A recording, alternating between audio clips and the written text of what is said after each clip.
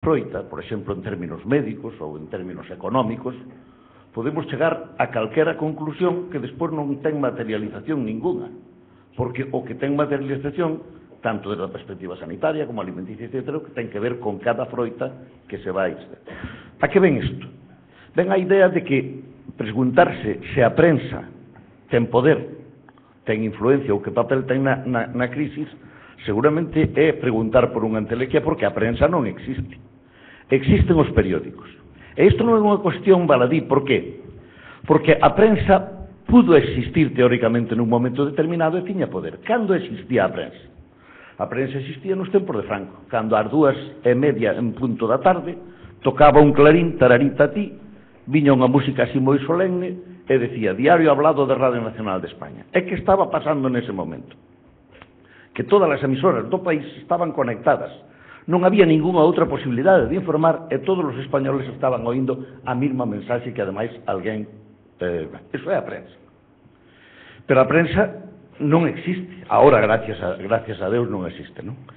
E, por tanto, hai prensas parciales. Naquele momento tamén había a prensa do movimento, a prensa da editorial católica, a prensa de tal, pero xa eran prensas parciales. E cando chegamos a un momento determinado, entonces, se nos collemos os periódicos non teñen poder, nin son necesarios para... É dicir, toda a teoría de que son necesarios para a democracia, etc., é feita sobre a prensa, pero non é feita sobre o periódico. Un periódico que haya non lle pasa nada á prensa, non lle pasa nada á democracia.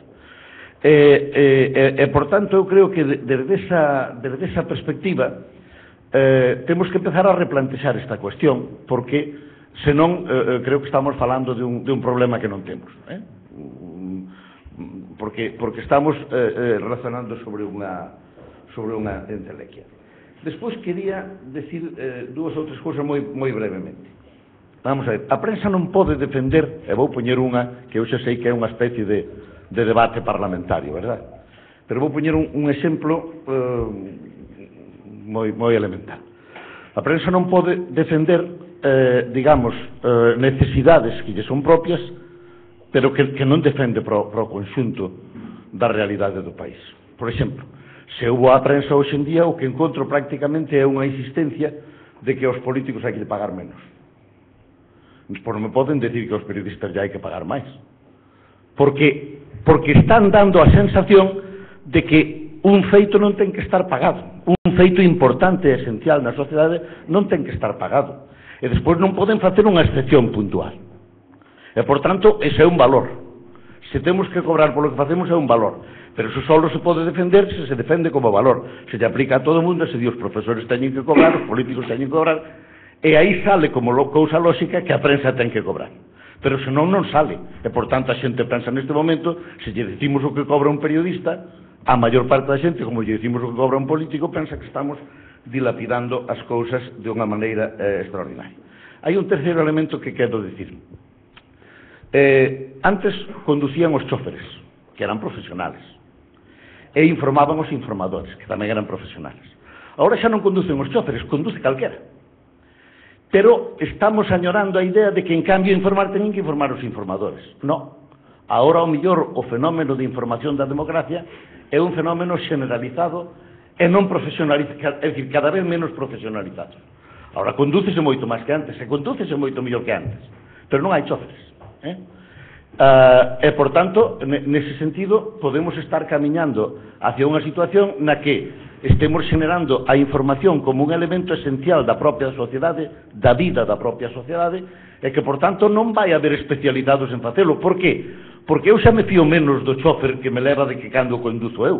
E tamén podo estar fiándome menos do informador que me informa que de cando eu xenero traballo ou busco ou multiplico as formas, os instrumentos a través dos cuales me veñen as informacións. E hai unha última cuestión.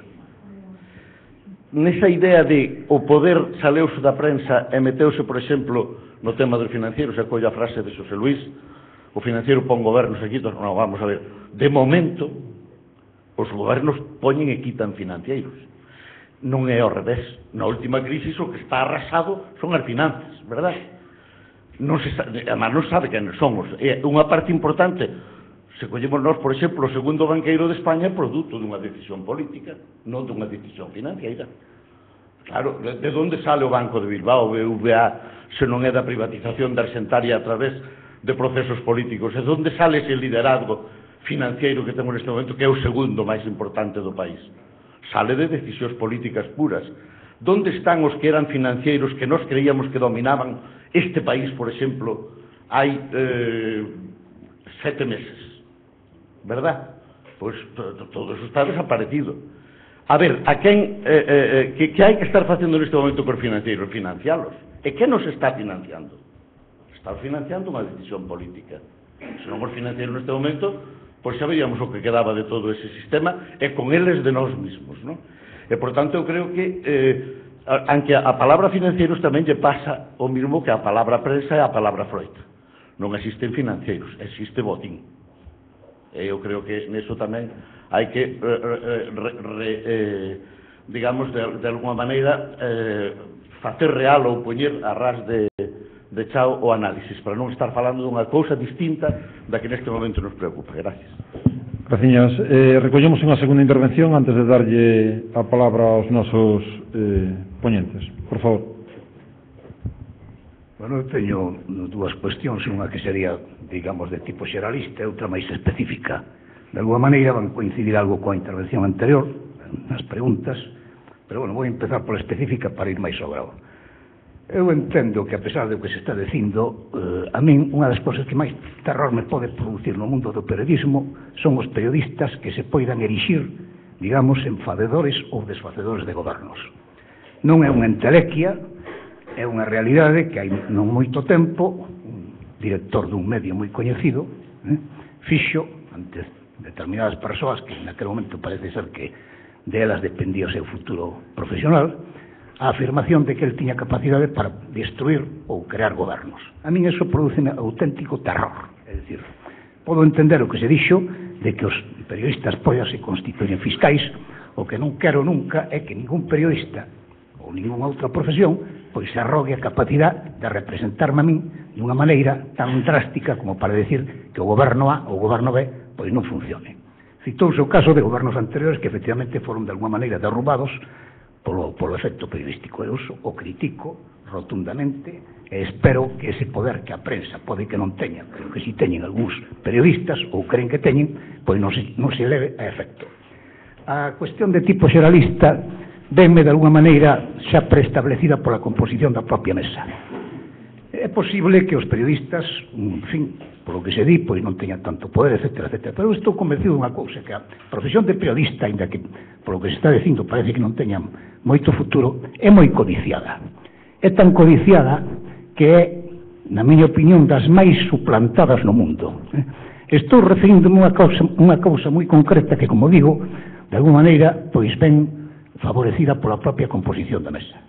Estou-me referindo en concreto a irrupción que se está producindo, na miña opinión, nos últimos tempos dunha forma bastante, digamos, súbita ou excesiva de a participación en coloquios televisivos, en, digamos, en tertulias radiofónicas, etcétera, etcétera, persoas que poidan ter cualificacións moi específicas en materia moi concretas, pero que non son xornalistas.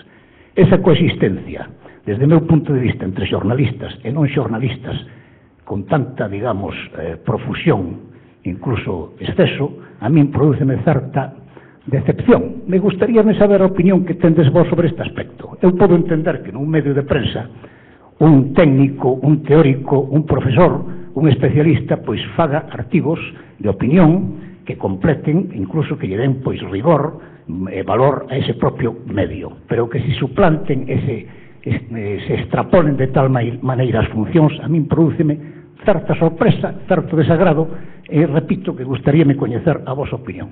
Teño máis cousas, creo que estes dous temas son o suficientemente explícitos. Pola miña parte estou adoptando un linguaxe bastante directo, que creo que é o habitual entre vós, e por lo tanto espero que non vos sorprenda, nin tampouco vos moleste. Moitas gracias. Gracias. Vamos con comentarios dentro da mesa. José Luis. Bueno, único non son xornalistas, e por coller... Eu tampouco. Ti tampouco.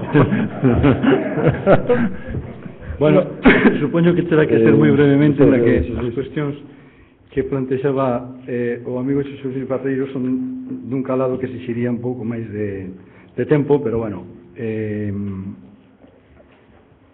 a realidade é que sinto discrepar profundamente.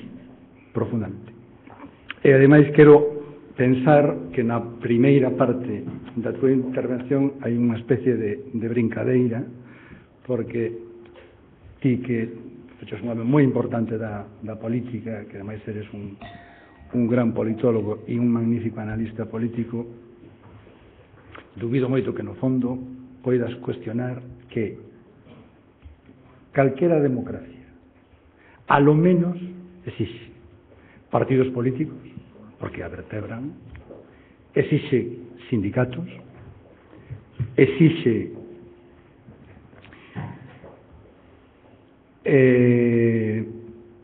medios de comunicación, chámalle periódicos, chámalle prensa, chámalle como queiras.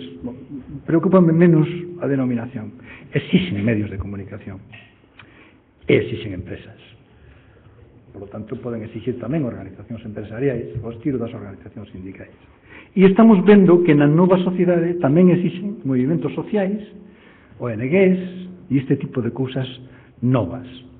Pero non coñezo ningunha democracia no mundo, ningunha democracia occidental, na que non existan todos estes elementos e, ademais, con papéis moi ben definidos.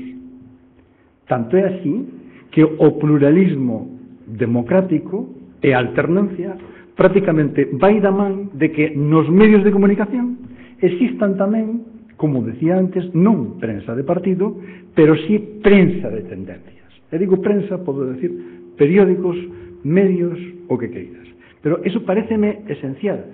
E iso non o poño en valor porque eu queira pôr en valor, e para enlazar tamén que a segunda cuestión, o asunto do xornalismo. Non, eu penso que iso é algo que forma parte da nosa sociedade, que se dá, ademais, constitucións nas que se reflexan estas cousas. Nas constitucións non se fala de outras cousas, pero destas, si se fala, e si se fala, pois lóxicamente será por algo. Agora tamén se fala do déficit público, non? Antes non parecía necesario. E que a segunda cuestión tamén me chama moitísima atención, porque claro que o poder financeiro está controlando o poder político, pero non os bancos. É que eu non me refería a ese poder. O poder financeiro en Europa, refírome ao Banco Central Europeo, refírome á Troika e refírome á Comisión Europea. A Comisión Europea, a Troika e o Banco Central Europeo hoxe tanto controlan gobernos que os cambian.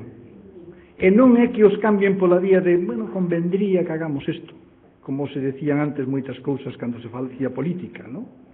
Podía virnos ben isto. Non, oiga, mire, váyase, que voy a poner a este, porque este va a hacer lo que yo digo que hai que hacer. E por que o fan? Fano porque hai un conxunto de países, entre eles, desgraciadamente, o noso, que debemos tanto, non o Estado, o conxunto do país, basicamente o sector privado, debemos tanto que non somos capaces de devolvelo e de pagalo os intereses que nos poñen. E quen pon esos intereses? Quen nos fai pagar? España dilapida porque tira máis de 40.000 millóns de euros ao ano en pagar intereses do Estado e outro tanto das empresas privadas. Esos son 80.000 millóns. Esa cifra é insostible para este país. E esa decisión non se toma en España. Mariano Rajoy, hoxe, non pode cambiar isto. Ainda que quixera, non pode cambiarlo. Salvo que España se vaya do euro e España se vaya da Unión Europea. Que entón sí podría facelo. Pero podría facelo en unhas circunstancias que nos levarían a casi aos anos do parte. Por lo tanto, claro que manteño que o poder financeiro controla os medios, controla os poderes hoxe en día, dun xeito ademais evidente, e dá testemunha deso, e indirectamente tamén controla os medios de comunicación. E vemos, ademais, nun proceso aceleradísimo, como nos últimos anos, a Galicia isto chegou, pero daquela maneira, pero chegará, pero en España vemos como nos últimos anos o poder financeiro fíxose co control directo dos medios de comunicación.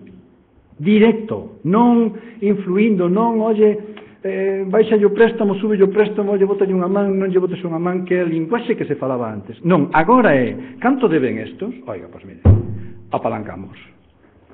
E as cabeceiras son da banca. E quen é o dono, xeralmente, nos estados democráticos capitalistas, manda. Isto é así de evidente na miña opinión. E unha cousa máis a modo de exemplo. Se non existiran periódicos, non teria existido o Watergate, sin o Washington Post e o New York Times, sobre todo o Washington Post, porque o New York Times abandonou, pasou un pouco ao revés do que o caso que mencionabas antes, Ramón, non existiría. E digo máis, hoxe, en España, se non existira un medio que publicara os papeles de Bárcenas, non pasarían as cousas que pasaron. Por lo tanto, e iso non o fan as televisións, eso non o fan a radio, e iso ainda non o fan a internet porque non ten medios. Por lo tanto, os medios de comunicación, os periódicos, son clave, fundamentais, que no futuro non son en papel, dan igual.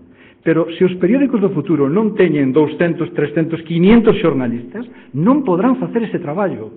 E ese traballo é útil, creo que básico e referencial para a democracia. En canto a súa cuestión, que supoño, xa non quero consumir máis turno, a miña opinión personal, bueno, xa sei, que se queda coincido co fondo, pero eu creo que tamén os xornalistas temos tantos privilexios, ou disfrutamos de tantos privilexios que a mí non me vai ben isto de decir, pues ti non eres xornalista, non fagas, é dicir, eu creo que a sociedade é moi plural e hoxe en día é moi diversa e hai que contar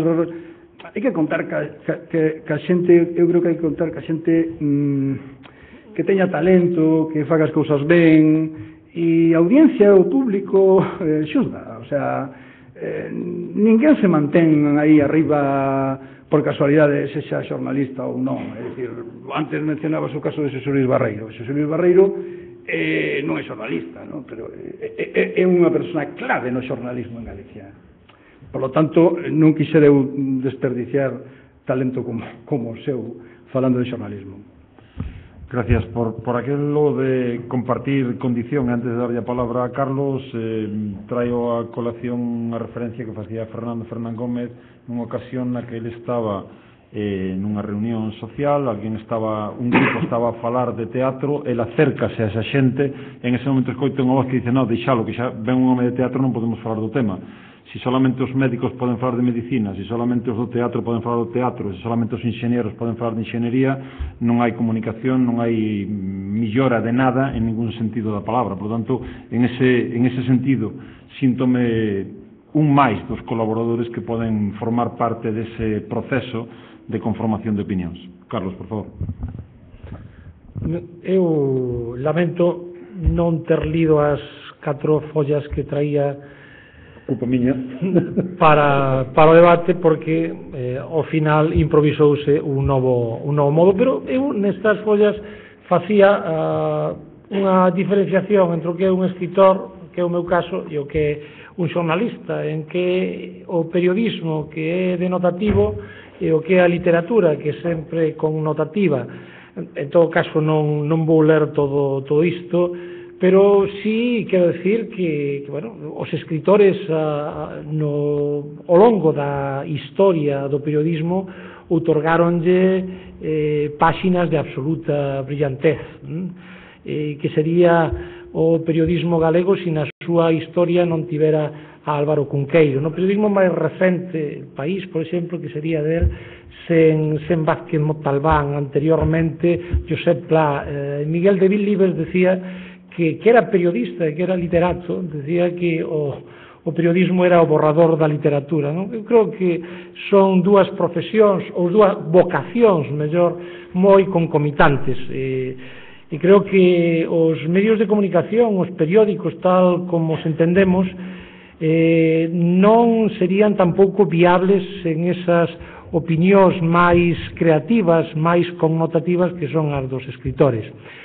Outra cuestión que quero sinalar, como estamos a falar de que quen cambia o goberno, esta é a pregunta, o busilis que agora mesmo nos atormenta quen cambia os gobernos, os poderes financeiros, os poderes mediáticos. Ao final quen cambia os gobernos somos nós, somos os cidadáns que acudimos ás urnas e votamos coa nosa mellor intención sempre, e sempre exercendo a nosa libre conciencia. E eu coido que máis que os medios de comunicación e máis que os poderes financeiros manda a conciencia do individuo, a conciencia persoal, que en ocasións trasbútatese tamén en conciencia social, e hai eses declives, esas crises puntuais na historia, pero ao final somos nós os donos tamén do futuro deste país, independentemente dos poderes financeiros e dos poderes mediáticos. Antes de darlle, perdón un segundo, antes de darlle a palabra con a oportunidade de réplica a Ramón, por intento de facer unha previsión do tempo que nos poda quedar, querría ver cantas palabras hai pedidas. Teño unha palabra, dúas, tres, entón, moi ben, pois despois de... Sí, obviamente, salvo que xa teñan habitacións disponibles para todos, habría que ir pensando que en algún momento habrá que pechar, polo tanto, con esa idea. Por favor, moi breve, para dar paso a Ramón, e logo as tres palabras que se están pedidas. Eu xa me temía cando fixen a pregunta ou cuestión que iba a ser mal recibida por algún de vostedes. Sinceramente, sempre esperei que os xornalistas foran un pouco máis permeables ás críticas. Eu entendo que os que se sinten afectados pola miña intervención queiran defender o tema. Eu creo que a cuestión que plantexei a fixen con toda finura, non citei nomes, pero se é necesario, xa que se empezaron a citar, non teño ningún inconvinte a facelo, quero dicilo. Para min está absolutamente claro que compartir tertulias de tipo político, xa vou ir a un tema moi concreto, por persoas que son xornalistas e outras que máis ou menos pois poidan ter certa vinculación co tema, para min, ás veces, o que salen son auténticos bodrios, para decirlo de alguma maneira clara. O que estaba postulando era a postura que algún de vostedes pois poda ter a ese respecto, si sinten ou non esa inxerencia, nada máis. Se alguén se sinteu ofendido, lamento moito, non era a intención, era pura e simplemente unha cuestión máis.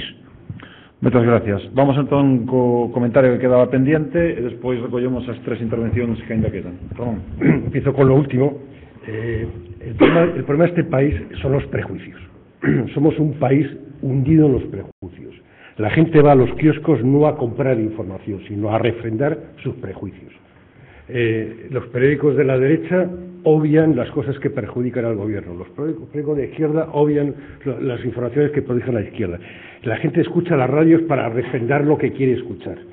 Y los tertulianos, a mí lo que más me escandaliza a los tertulianos es que en unas tertulias políticas los periodistas actúan como políticos. Unos son del PSOE, otros son de Izquierda Unida, otros son del PP, tal. Bueno, si tú eres periodista no puedes emplear ese papel. Y si empleas ese papel, vístete con la camiseta del Atlético de Madrid, que es de las buenas. Ahora en España todos deberíamos ser del Atlético de Madrid, que es el equipo que pierde casi siempre. Sobre lo que decía José Luis, el Depor y el Celta. Bueno, el Depor se mantiene. Yo, para no enredarnos en las palabras, si los periódicos o no, yo creo que la información libre es esencial en democracia. Y hasta ahora la información libre está en los medios de comunicación, periódicos, radios o televisión. Yo creo que es esencial que el ciudadano que va a votar cada 4 años una lista que no ha decidido, sino que han decidido otras personas, tenga información para decidir qué es lo que quiere votar. Yo creo que eso es fundamental. ¿Cómo se va a gestionar esa información? No tengo ni idea. Hasta ahora está en los periódicos, pero en los periódicos españoles hay poca información y mucha opinión, y mucha desinformación a veces. Las redes sociales están jugando un papel creciente, en el caso del elefante, también las redes sociales jugaron un papel muy importante, y el que se haya levantado la veda un poco con la familia real, tiene mucho que ver todo esto de las redes sociales, porque ya no se puede ocultar información. En ABC pasa, y en El País, yo voy a contar el caso del País para no hablar de ABC, que tengo algunas informaciones, pero no. Es decir, a veces la sensación que tienen muchos periódicos es casi una sensación estalinista, es decir, oculto esto y que no se entere nadie. ¿Cómo se va a enterar nadie? Si hay otros periódicos. Si hay radios, hay televisiones, ahora hay redes sociales, no podemos ocultar la información está fluyendo. Ahora, ¿cuál va a ser el papel del periodista? No tengo ni idea. ¿Que podemos desaparecer? Es verdad, podemos desaparecer. Si nosotros, mira, hasta ahora los periodistas que íbamos a guerras, siempre hasta el 2003 la parte débil quería al periodista. En Sarajevo, yo empecé en Sarajevo a ir a guerras.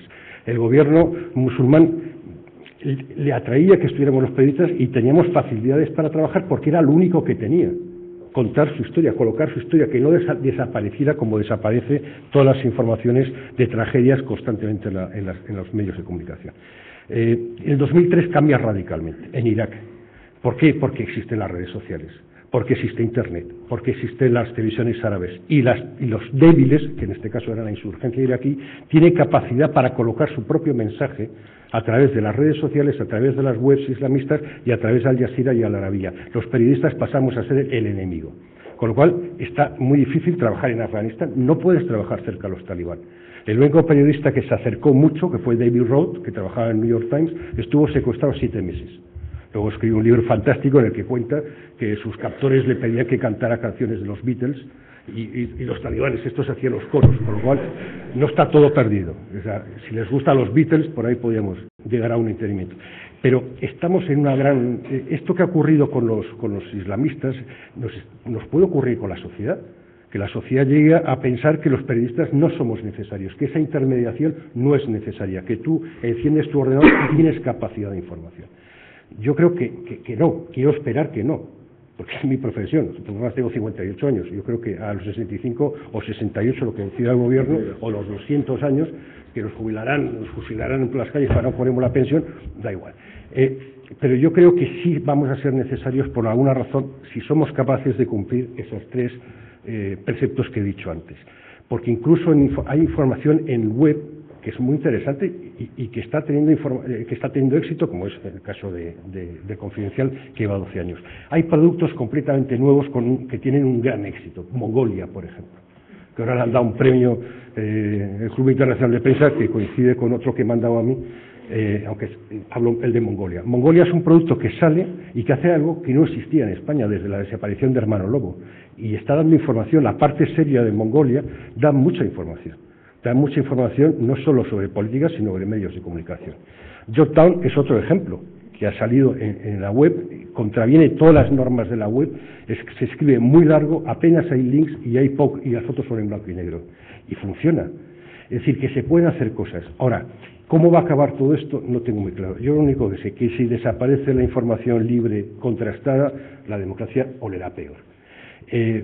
Los movimientos sociales se han incorporado como un elemento político. Es verdad que los partidos políticos, los sindicatos han sido elementos esenciales en la formación de la democracia. Pero ya no son solo esos. No sé cómo era en Galicia, pero en Madrid, después cuando empezó la democracia, el movimiento asociativo vecinal era fundamental. Se lo cargó izquierda, bueno, el PC y el Partido Socialista, para controlarlos. Ahora están resurgiendo. Entonces está como si se estuviera barajando todo otra vez. Yo quiero pensar que ahora lo que pasa, cuando pasan las televisiones, vosotros pasáis a tener un gran mando a distancia que os permite ir cambiando. Ya no es necesario comprarse un periódico para leer el roto. Por ejemplo, existe el roto, que es una de las razones por las que se puede comprar el país. Sino que tú te puedes crear en tu ordenador un menú de las cosas que a ti te gustan. Y yo puedo decir, a mí me gusta lo que escribe, yo qué sé, Krugman, que a Javier de Pino no le gusta nada.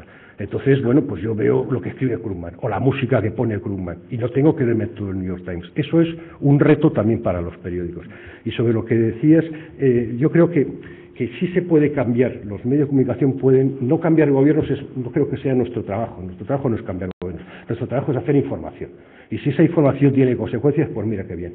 Mediapart es un medio francés, web, cerrado, que paga a los socios, tiene 60.000 socios, y se acaba de cargar al ministro de Presupuestos, porque denunció hace 2 años, o hace un año y pico, o menos, hace unos meses, denunció que este tío tenía cuentas en Suiza.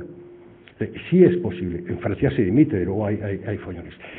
Sí puede ocurrir que los medios de comunicación tengan una influencia, no importa si eres web o no. Político.com, a los que sois estudiantes de periodistas y a los que no, os recomiendo que lo busquéis en la web, porque es muy bueno. Y es política todo. Son los grandes periodistas de otros medios, los han juntado, y no hablan de lo que dicen los políticos, sino hablan de lo que no dicen.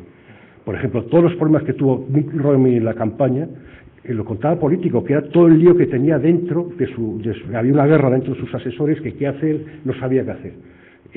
Bueno, pues eso es interesante, eso yo, para mí como periodista, me interesa. Es cierto que nosotros somos enfermos de la información, y quizás la ciudadanía normal no le interesa toda la información que nosotros consumimos. Y sobre el acceso a personas no periodistas a las columnas de opinión, yo creo que un periódico debe publicar la máxima calidad. Si la mejor información de las vacas locas las da un biólogo, pues oye, el biólogo. Un periodista debemos saber, decía Manuel Ineche, que somos personas que escribimos 2 folios muy rápido de cosas que no sabemos y que apenas se nota. Pero bueno, si tú tienes un tipo que puede escribir esos 2 folios más rápido y mejor y encima quedan bien, pues que lo escriba.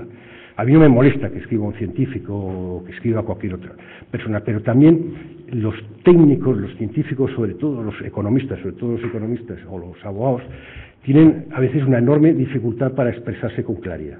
Y eso, para eso estamos nosotros. Y sobre periodismo y literatura, y termino, Saramago, que era uno de mis escritores favoritos, y además yo tenía una cierta relación con él, un día le dije en su casa de tías: periodismo y literatura son orillas del mismo río.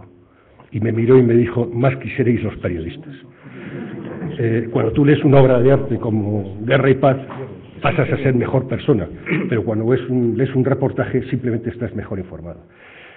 Bueno, si voy a Kapuscinski, aparte de las dudas que puede existir si es redondeada o no, yo creo que un periodista sí puede y debe escribir con calidad, pero nosotros trabajamos con realidad, con un espacio muy pequeño y con un tiempo muy pequeño, y eso nos diferencia de los escritores.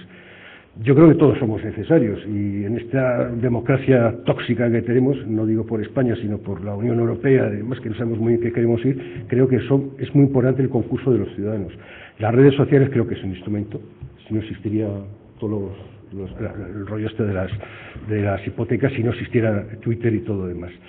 Y los gobiernos deben atender a eso. Y lo que decías tú, yo creo que eras muy optimista, decir que el poder financiero, entiéndase, el poder económico, está controlando los medios de comunicación. Está controlando los 4 poderes, todo. Es decir, unos tipos en Wall Street pueden decir que el euro entre en barrena o que esta acción suba o baja. Es decir, y esa gente no la elige nadie. La Unión Europea está gobernada por gente que no ha elegido a nadie. Hay un presidente de la Comisión Europea que no se puede mencionar su nombre, pues es gafe solo de mencionarlo. Se puede caer un vaso o pasar algo. El otro, el Van Rompuy que es un tipo muy aburrido, y no sé, y eso, como decías tú, han cambiado el gobierno de Grecia, porque Papandreou propone un referéndum que era lo más democrático, y quizás hubiera dado la autoridad al gobierno para imponer un ajuste muy fuerte. No, se lo cambia y se pone un técnico. En Italia, ahora en Italia hay un lío tremendo, o sea, el movimiento 5 estrellas, eso es democracia o no democracia, bueno, está ahí, no sé, vivimos un cambio radical en todo. Y no sé, yo creo que los medios de comunicación o nos adaptamos o desaparecemos. Lo que yo espero es que no desaparezca nunca la información libre. Gracias. Estamos jugando ya contra el instinto, el apetito, el aguante en la silla, por lo tanto pediría ya extrema brevedad en lo que pueda quedar. Por favor. Es solo un segundo por matizar algo, porque non sei se houve algún malentendido que non me gustaría. Eu o que quixen decir, non só polo meu gusto personal, senón polo froito dun tempo dedicado ao xornalismo e a dirixir medios de comunicación, é que nos medios é indispensable no día a día que contemos, lóxicamente, con moitos e bons xornalistas, pero tamén, pois, a lo menos con profesores, abogados, economistas, e despois unha serie de especialistas, pois, para escribir de arquitectura, ou de bioloxía, ou de medicina, e iso a mí non me parece nada negativo, ao contrario, parece moi complementario, parece que melloran os medios, e iso é ao que eu me refería. Por eso, cando estaba pondo en valor a Xosé Luis Barreiro como paradigma, decía no senso de que Xosé Luis Barreiro, hoxe, antes foi político, pero hoxe é un profesor universitario que escribe ben, ten habilidade, analiza ben, e, polo tanto, eu creo que é moi importante telo, e se lle entende ben, é dicir, eu creo que é moi importante. A eso me refería. Si eso mesmo pasa na radio, na televisión, en internet, é que é o normal. Por favor, perdónenme si me permiten por la hora. Creo que el tema está tocado, las posiciones están expuestas. Si les parece, vamos a las que quedan y vamos rematando. Por favor.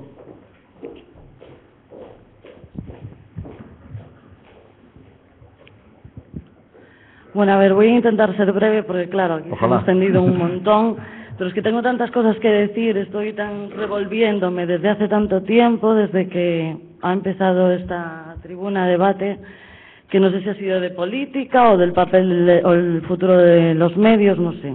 A ver, lo primero decir que uno de los problemas que, en mi opinión, creo que tiene los medios, el papel de los medios por delante es el intrusismo laboral. Algo que hablaba aquel señor de la suplantación y os preguntaba a todos que qué os parecía. A mí me gustaría, creo que aquí hay un montón de estudiantes de periodismo. Yo dentro de 25 días me titulo. Creo que a ninguno de nosotros nos gustaría que nadie suplantara nuestra futura profesión. Y lo digo porque no me gusta ver en la televisión de Galicia, que es una televisión pública, a gente que no es periodista presentando cosas, por ejemplo. O no me gusta ver en los periódicos firmando noticias gente que no es periodista.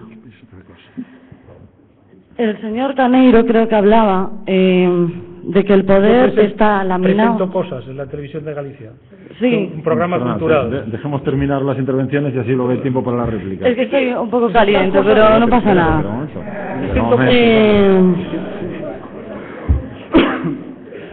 Que el poder está laminado, que está troceado, que la credibilidad está asumida en los periodistas. He tenido que oír cosas esta noche que en mi vida, no sé, pensé que iba a escuchar y menos ahora cómo está la cosa.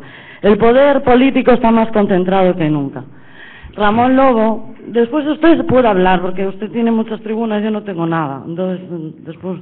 el señor Lobo antes hablaba del tema de que ahora los periodistas tienen que hacerle preguntas a un plasma, o sea, no hacer preguntas.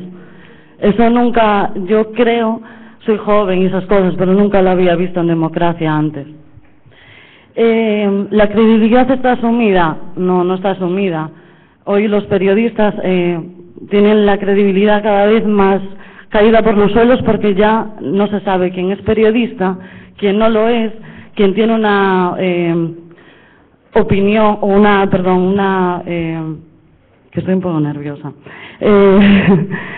Quien hace una información de lo que hace opinión se confunde un montón en los medios y eso está un poco haciendo que la gente no sepa muy bien por dónde va la cosa.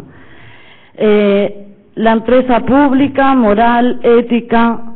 La moral y la ética, por ejemplo, en una empresa pública de medios de comunicación, tiene que estar por encima del tema económico. Y es que ese es el problema, que muchas empresas, tanto privadas como públicas, no tienen esto en cuenta, porque yo ahora me voy a titular, os voy a contar un caso personal súper chiquitito. Antes de titularme, yo a los 18 años estaba estudiando audiovisuales, a los 20 estaba haciendo un máster de periodismo audiovisual en radio y televisión. Durante 5 años estuve trabajando en los medios como redactora. Supe que de todos los medios que yo trabajé, incluida la Televisión de Galicia, que fue el último antes de que me echaran por culpa de la crisis, ningún directivo mío era periodista. Ni los dueños de los canales donde yo estaba, ni los directivos a los que yo tenía que rendir cuentas, ninguno. Hasta tal punto que un jefe mío me llegó a preguntar un día si esperaba era con B o con V. Hasta ese punto, los periodistas hoy tenemos que convivir. Os hablaba también de que hay una crisis humanística. Te verdad por la hora, no por ninguna otra cosa. Ya, es que porque claro, como tengo que decir tantas cosas... Ya, pero todos los demás tenían muchas cosas que decir y han elegido 2, 3. No podemos plantear 20 temas distintos. Vale, es que yo simplemente... Adelante, por favor. Intentando decir lo que pienso.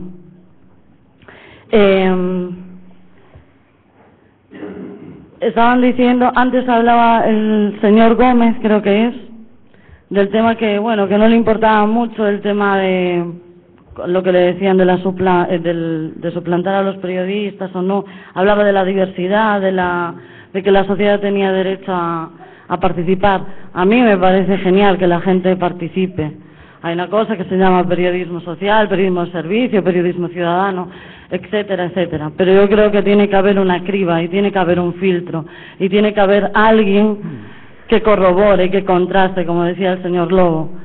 Alguien que diga las cosas como son y no que todo el mundo pueda decir cosas a diestro y siniestro y que eso se le pueda dar la misma credibilidad que se le da a cualquier periodista. No me parece justo. Para terminar, creo que el futuro del periodismo pasa por la transparencia.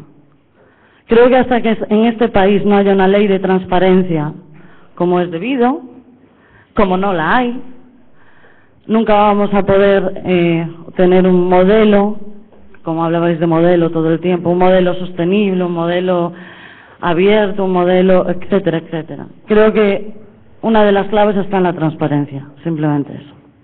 Gracias. ¿Había otra intervención por aquí diante, por favor?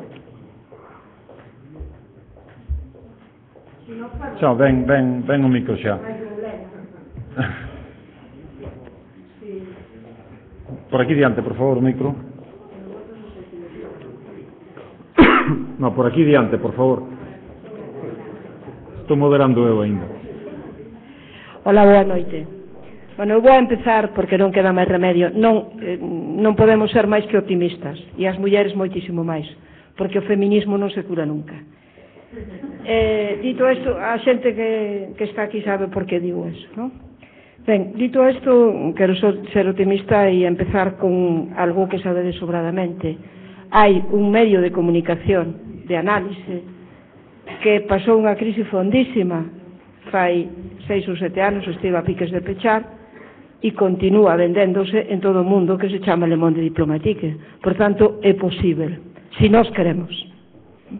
E tamén digo que as preferentes e os desafiuzamentos existen porque a xente o fixo visible na rúa, e unha vez que se fixo visible na rúa non quedou máis remedio que tamén fora información.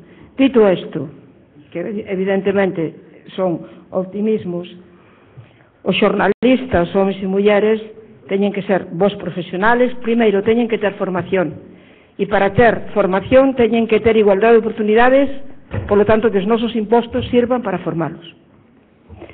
Segundo, teñen que ter ética profesional, teñen que ser vos traballadores e traballadoras, e teñen que poder contrastar, informar, estudiar, investigar. Para eso se forman, para eso se forman. Pero eu vos quería facer unha pregunta. Dado a tendencia económica mundial a que a economía productiva desaparezca, a mão de obra seña o menos pagado, é dicir, o talento humano seña o ben peor pagado e menos valorado, para dar paso á economía especulativa na que neste momento vivimos, controlada polo capital financiero, de que maneira no xornalismo, como en moitas outras actividades, se vai a mudar esta tendencia? Gracias. Última intervención que había ali atrás, por favor.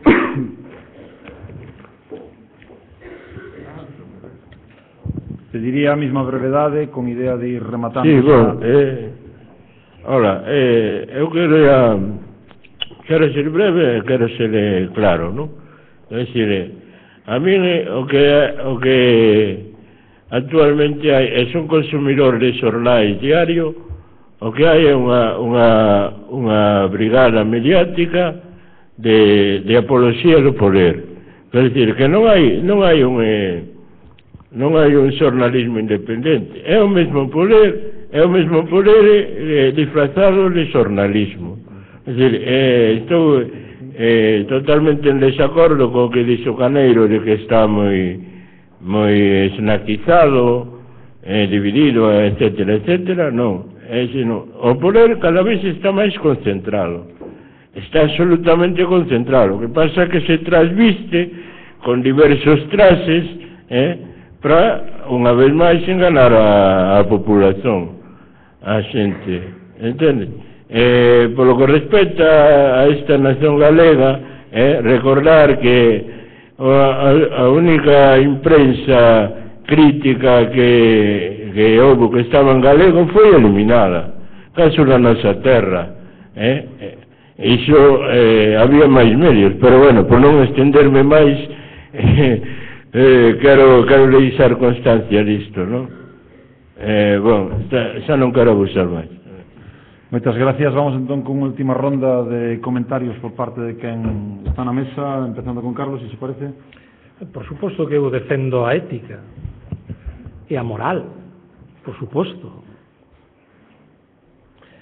A pregunta que me facía, e volvo a iterala, é se é posible a ética cando unha empresa pois presenta un balance absolutamente negativo cada ano.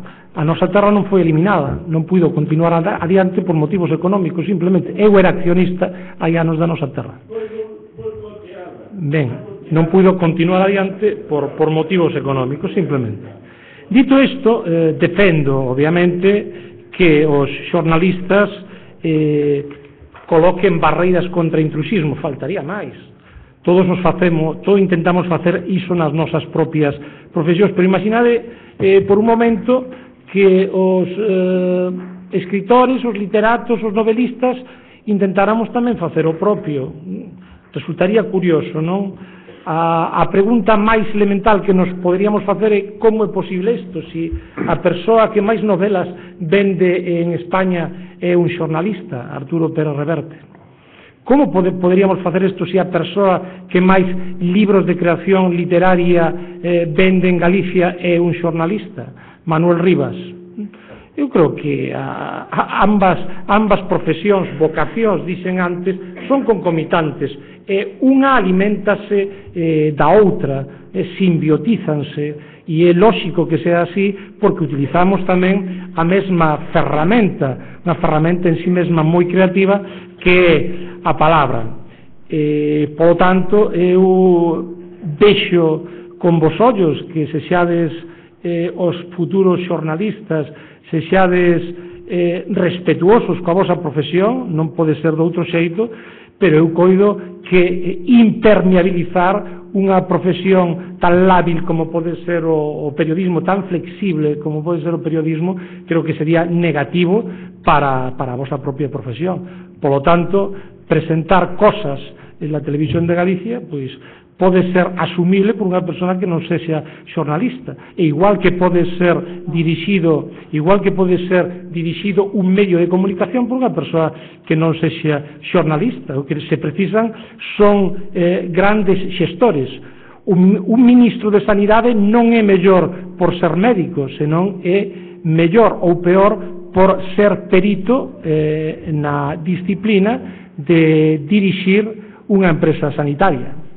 Por tanto, iso podría contestarse moitas cousas máis, pero comprenderás que non son horas. Gracias. Ramón. Bueno, empiezo contigo. Yo creo que esto es un oficio. Lo que nosotros hacemos es un oficio. Se aprende rápido, en 2 o 3 meses sabemos más o menos. Lo que importa es el bagaje cultural.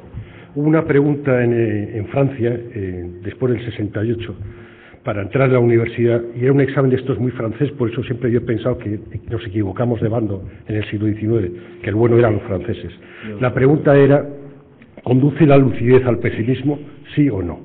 Y tenías 5 horas para contestar.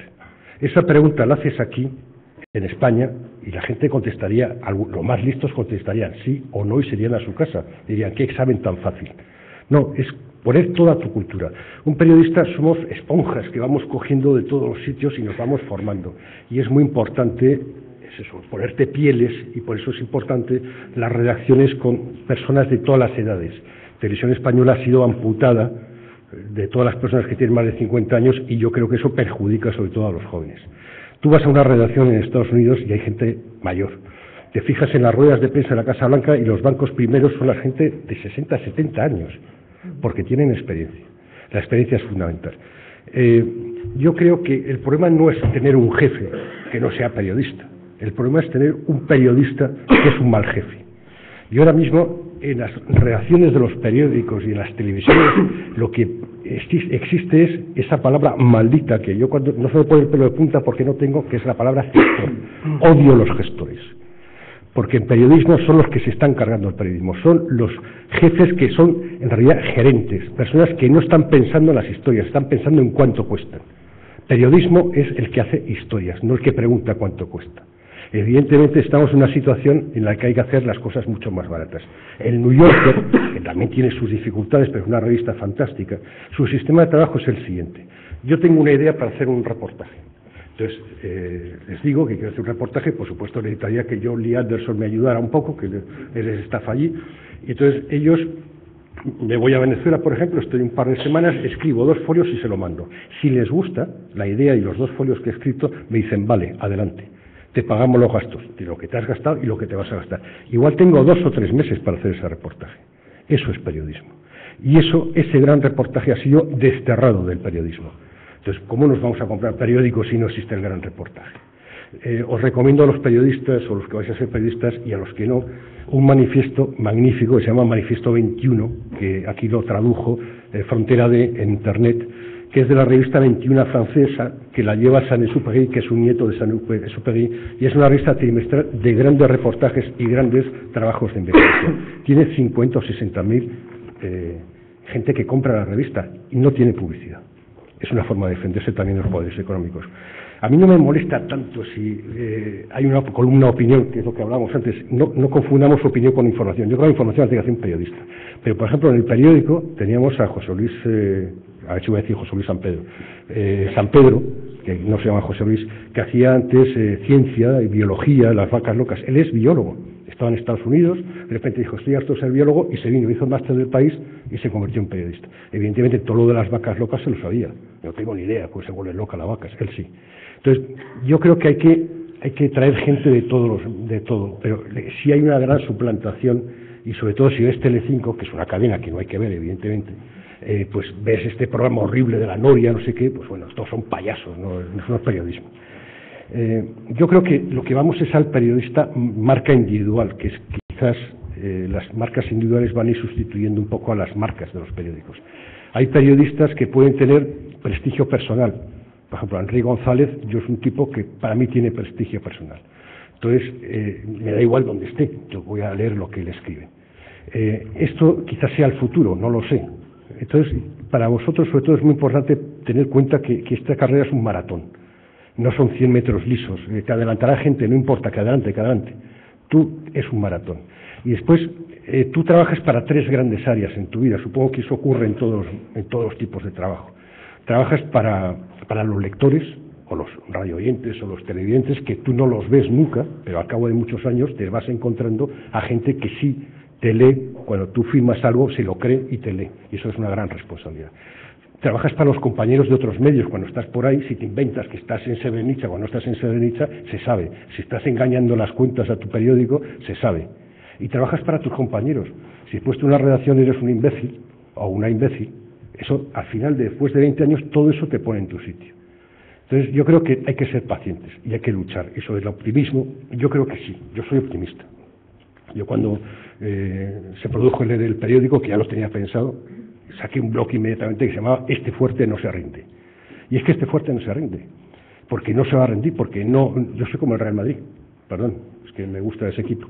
Y entonces yo creo que hay que pelear siempre y no hay que rendirse. Y da igual, se cambian las formas.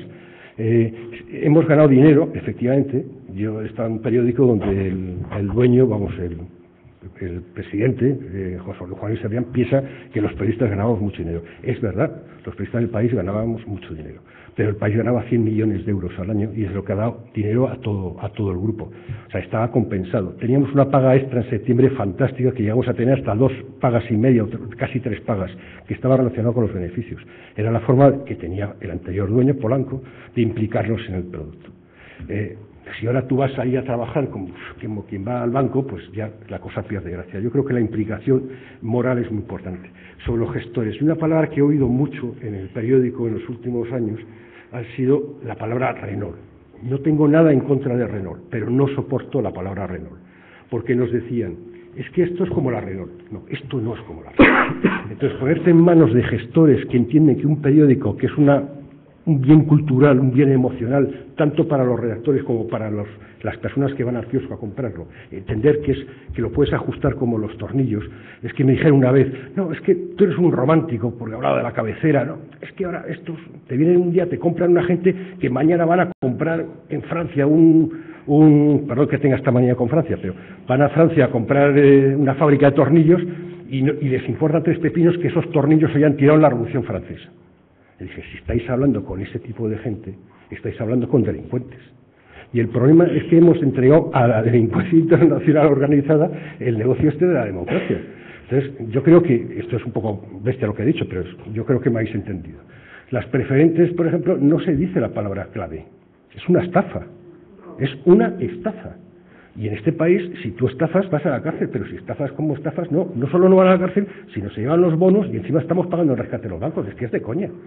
Y eso los medios de comunicación yo creo que tenían que haber sido mucho más intensos. Pero es que hay cosas que se sabían de antes. Y saben que el banquero Alfredo Sanz, si miráis los periódicos españoles y veis las portadas, no se ha dado prácticamente ningún periódico, ni cuando le condenaron, ni nada. En cambio, era portada en el Financial Times y en el Wall Street Journal. ¿Por qué? Por la respuesta que tú tenías. Banesto 60, ¿por qué no se habla del Corte Inglés en los periódicos? Porque es el primer anunciante. Es decir, que es muy, muy difícil. Yo creo que vivimos una situación muy complicada. Pero creo que tenemos más instrumentos que nunca como ciudadanos. Y antes has mencionado la palabra no sé qué palabra era, ahora se me ha olvidado, la sociedad crítica. No existe la sociedad crítica, no existe ciudadanía. Hemos decidido ser consumidores, que ese es nuestro problema. Y se habla mucho de la juventud actual, que es la generación más preparada. Mentira. O sea, es decir, si sois los más preparados, ¿por qué estáis soportando todo esto? Es decir, yo a veces, cuando hablo con periodistas, jóvenes periodistas, no tienen curiosidad, no hay crítica, somos una sociedad acrítica, porque es una sociedad que elegimos las cadenas, con Fernando VII, y seguimos con las cadenas de alguna forma. Y yo creo que es una gran oportunidad esta crisis para cambiarnos mentalmente, quizás para hacer una nueva transición, lo que sea, y los medios de comunicación tenemos que hacer un cambio de chip radical. O somos útiles a la sociedad, o como decías tú, Barreiro, desapareceremos. Porque solo ser útiles es lo que nos va a mantener en este negocio.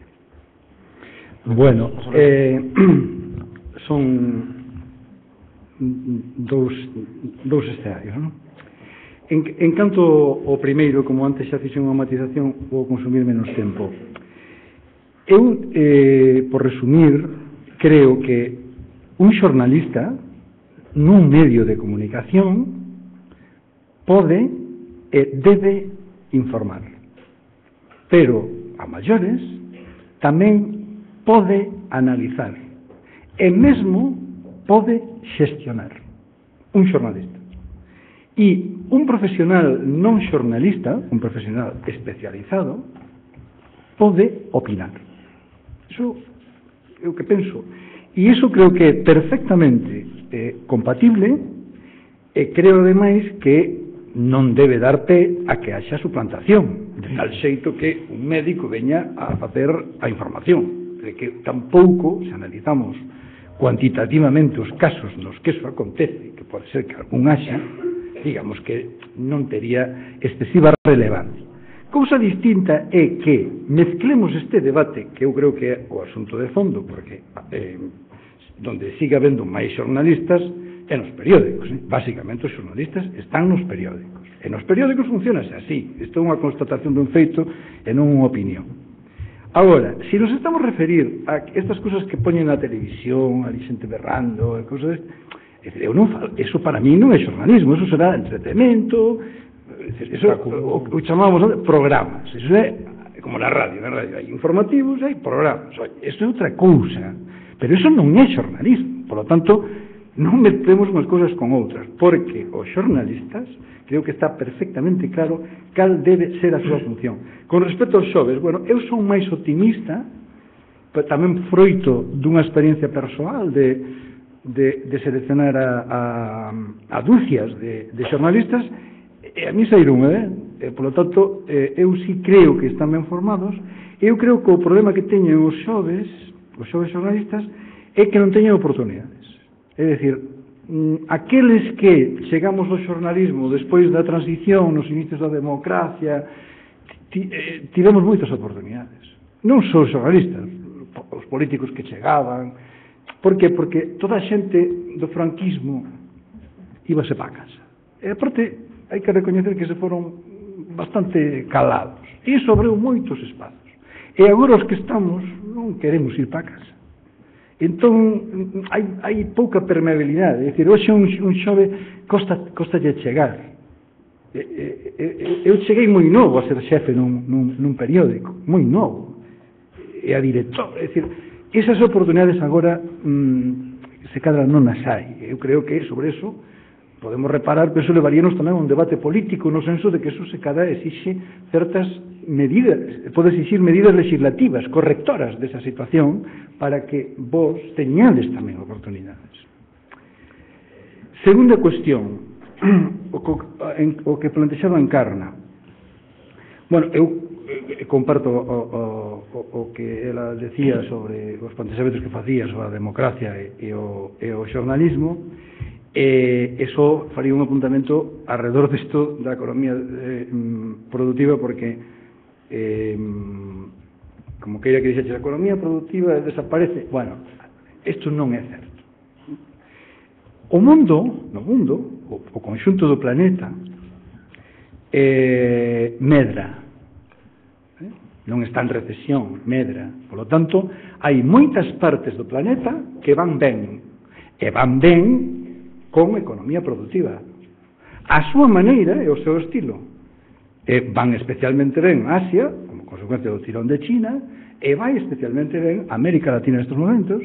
Estados Unidos está aí, porque a Reserva Federal encargouse de que houbera unha recuperación que aquí non houbo. Os xaponeses están tamén aí. E os que estamos mal somos os europeos e especialmente os españoles, que somos hoxe en día dos que peor estamos no planeta. E estamos moi mal porque debemos moitísimo e non somos quen de pagalo. Pero desta só podemos sair, lóxicamente, con economía productiva. Donde vai estar a clave, na miña opinión? Pois que temos dous modelos. Nós temos que encher agora todo ese inmenso baleiro que nos deixou a desaparición da construcción e do sector inmobiliario, porque isto é a gran eiva que ten España. Prescindimos dunha actividade impresionante que botou o paro a millóns de persoas. E esas millóns de persoas levaron a súa vez detrás non só os que poñían os ladrillos, senón os decoradores, os arquitectos, e un sinfín de profesionais. Para volver a encher ese baleiro, temos que darlle a cabeza e ver o que imos a facer. E caben dúas opcións. Pode ser que nos poñamos a facer cousas como os chinos, que fan cousas baratas e as venden en todo o planeta. Ou pode ser tamén que intentemos darlle a cabeza, estamos en Europa, e que fagamos cousas máis parecidas a que fan os alemáns. Os alemáns tamén fan cousas, pero fan cousas moi caras que venden en todo o planeta. E vailles ben. Por lo tanto, os modelos están claros. O problema que temos nós, neste momento, é que non podemos dedicar recursos para o investimento productivo, porque os recursos que temos vánsenos polas alcantarillas dos intereses. Este é o problema que ten España, basicamente. E ata que resolvamos o problema da débeda e do déficit, vai ser moi difícil que podamos poñernos a facer todas esas cousas que hai que facer para encher todo ese baleiro e para que a xente nova teña oportunidades. E se todo eso acontece, os medios de comunicación beneficiaránse tamén desto. Porque volverá a haber actividade, volverá a haber publicidade, volverá a haber dinheiro para consumir e os cidadanos podrán mesmo pagar polos medios de comunicación. Cousa que agora mesmo hai que entender tamén que non sexa unha gran prioridade, porque a xente está máis preocupada polas cousas de comer que por estas cousas que a nós nos ocupan hoxe moito, e para ben, e eu celebro, pero que non todo o mundo hoxe ten a cabeza posta nestas cousas. Bueno, contando co feito de que son as 10:15 da noite, estamos todavía aquí, creo que é unha mostra suficiente do interés do asunto, un asunto que obviamente non rematamos hoxe con estas intervencións, pero que espero que polo menos houbera algunha aportación que, gracias, por unha parte, á organización da tribuna, que creo que é un acerto por parte da Fundación Aragonei, basicamente a Xosé Luís, a Ramón e a Carlos, creo que foi un tempo aproveitado de sobra. Graciñas a todos e hasta outra.